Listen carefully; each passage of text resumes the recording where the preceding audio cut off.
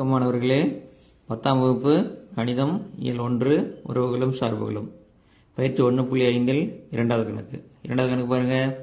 F சேர்ப்பு G சமம் G சேர்ப்பு எஃப் எனில் கே இன் மதிப்பை காண்க.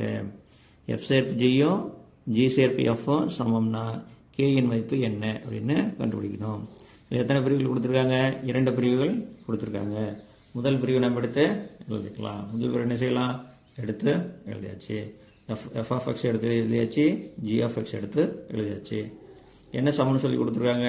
எஃப் சேர்ப்பு ஜியும் ஜி சேர்ப்பு எஃப்பும் சமம்னு கொடுத்துருக்காங்க. அப்போ இடது பக்கம் எஃப் சேர்ப்பு ஜியை கண்டுபிடிச்சிடலாமா? அப்போ எஃப்ங்கிற சார்பு என்ன சொல்லுங்க பார்க்கலாம். எஃப்ங்கிற சார்பு 3x + 2 சேர்ப்பு ஜி ஆஃப் எக்ஸ். அப்புறம் ஜிங்கிற சேர்ப்பு என்ன சார்பு என்ன? ஜிங்கிற சார்பு என்ன? 6x - k சமம். இப்போ இடது பக்கத்தை முழுசாக கண்டுபிடிச்சிடலாமா? அதே போல் இடது பக்கத்தை முழுசாக நம்ம என்ன செஞ்சிடறோம்? கண்டுபிடிச்சிடறோம். இந்த எக்ஸுக்கு பதில் என்ன செய்யணும்? இந்த இரண்டாவது சார்பு கொண்டு வந்து பிரதியிடணும். 3 × எக்ஸுங்கிற இடத்துல என்ன பிரதியிடணும்? 6x - kன்னு பிரதியிடணும். 6x - kன்னு பிரதியிடணும். மறக்காம என்ன செய்யணும்? இந்த +2 எடுத்து எழுதிக்கணும். எழுதிடலாமா? எழுதியாச்சு. அடுத்து 3 6 இருக்குன்னா 3 6 18x. 3 - k இருக்குன்னா 3 - k + 2 மறக்காமல் எழுதிடணும். எழுதியாச்சு. அதே போல் வலது பக்கம் என்னென்னு சொல்லி கொடுத்துருக்காங்க? ஜி சேர்ப்பு எஃப்னு கொடுத்துருக்காங்க. ஜியும் எஃப்யும் சேர்க்கணும் அப்படின்னு சொல்லி கொடுத்துருக்காங்க. இப்போ ஜிங்கிற சார்பு எடுத்து எழுதுங்க. என்ன இருக்குது? 6x - k சேர்ப்பு எஃப்ங்கிற சார்பு எடுத்து எழுதிக்கோ. 3x + 2. இதுக்கு என்ன அர்த்தம்? இரண்டாவது சார்பை முதல் சார்பில் ஒன்று வந்து எக்ஸுக்கு பதிலாக பிரதியிடணும். 6 × எக்ஸுக்கு பதிலாக எதை பிரதியிடணும்? 3x + 2 பிரதியிடணும். மறக்காமல் என்ன செய்யணும்? இந்த -k எடுத்து எழுதிக்கணும். இப்போ பெருக்கலாமா? 3 6 18x. 2 6 இருக்குன்னா 6 12. மறக்காமல் -kவை எடுத்து எழுதிடணும். இப்போ என்ன செய்யலாம்? இந்த கேலாம் ஒரு பொங்கல் விட்டுறலாமா? -3k. இந்த -k எந்த என்னவா மாறும்? +kவா மாறும். -k எந்த என்னவா மாறும்? +kவா மாறும். இந்த பக்கம் என்ன இருக்குது? 18x இருக்குது வலது பக்கம். +12 இருக்கா? இந்த 18x இந்த பக்கம் என்ன மாறும்? வலது பக்கம் போனால் -18xாக மாறும். +2 வலது பக்கம் போனால் -2ஆக மாறும். சரியா? சரிதான். இப்போ பாருங்கள், குறியில் வேறு எந்த கழிச்சு என்ன வரும்? -2k வரும். குறியில் வேறு இருக்குது, கழிக்கணும். 3kலேருந்து 1k போச்சுன்னா 2k, பெரிய குறி மைனஸ். இங்கே பாருங்கள், இங்கே +18x +18xும் -18xும் என்ன ஆகும்? அடிபட்டு போயிடும். மீதி என்ன இருக்குது பாருங்கள்? 12 - 2 இருக்குது. அப்போது -2k சமம் என்ன வரும்? 10 கிடைக்கும். நம்ம என்ன தான் கண்டுபிடிக்கணும்? கேவை தான் கண்டுபிடிக்கணும்.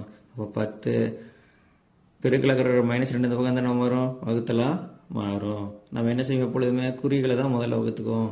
மேலே ப்ளஸ்ஸு, கீழே மைனஸு. ப்ளஸ்ஸையும் மைனஸையும் வகுத்தா -. 1 2 2 10. 10 2 வகுத்தா என்ன கிடைக்கும்? 5 கிடைக்கும். 10 2 வகுத்தா 5. 1 2 2 2 10. சரியா? இப்போ 10 2 வகுத்தா 5 கிடைக்கும். இப்போ கேவின் மதிப்பு நம்ம என்ன செஞ்சாச்சு?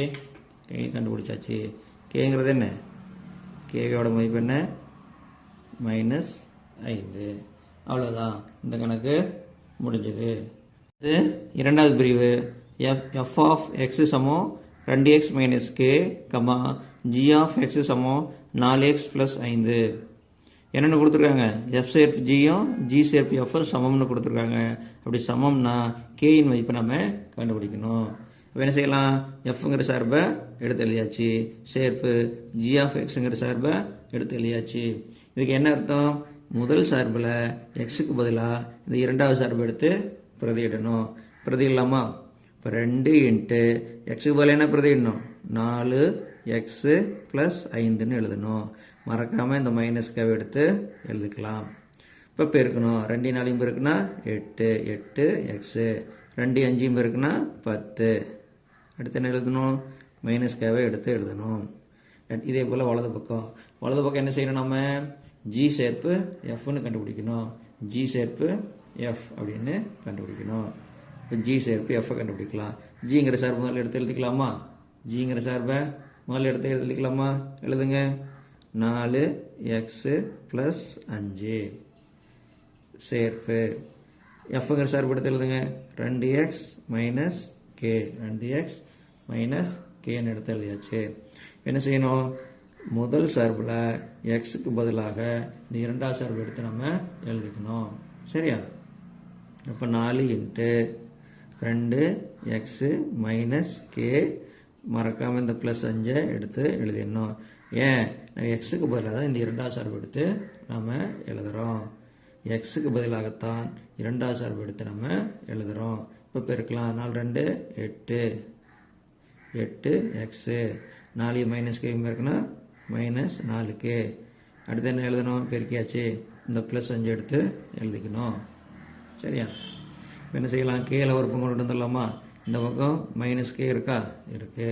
இந்த -4k இந்த பக்கம் என்ன மாறும்? +4kவா மாறும். ரைட். வேறு என்ன செய்யலாம்? இந்த பக்கம் 8x இருக்குது, +5 இருக்குது. இந்த இடது பக்கம் இருக்கிற 8x இந்த பக்கம் என்னவா மாறும்? -8xஆக மாறும். 10 வலது பக்கம் என்னவா மாறும்? -10ஆக மாறும். சரி, இதில் என்னென்ன சுருக்கலாம் பாருங்கள். குறிகள் வரை இருந்தால் கழிக்கணும். 4k இருந்து ஒரு k போச்சுன்னா 3k.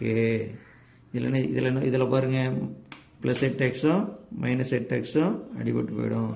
+8xம் -8x என்னாகும்? அடிபட்டு போயிடும். மீதி என்ன இருக்குது? 5 - 10. இப்போ 3k சமம். குறிகள் வேறு இருந்தால் கழிக்கணும். கழிச்சு என்ன வரும்? -5 வரும். k தான் கண்டுபிடிக்கணும். அப்போ என்ன செய்யலாம்? -5 பெருக்கலக்கிற 3 இந்த பக்கம் வந்தால் மாறும், வகுத்தலா மாறும். கேவோட மதிப்பை கண்டுபிடிச்சாச்சு. கேவோட மதிப்பை நம்ம கண்டுபிடிச்சிட்டோம். கேவோட மதிப்பு என்ன? -5/3. அவ்வளோதான். இந்த கணக்கில் 2 பிரிவுகள் இருந்தது. இரண்டுக்கும் என்ன கண்டுபிடிக்கணும்? கேயின் மதிப்பை கண்டுபிடிக்கணும். நம்ம 2 கணக்குகளுக்கும் கேயின் மதிப்பை கண்டுபிடிச்சிட்டோம். புரிஞ்சுதா? நன்றி.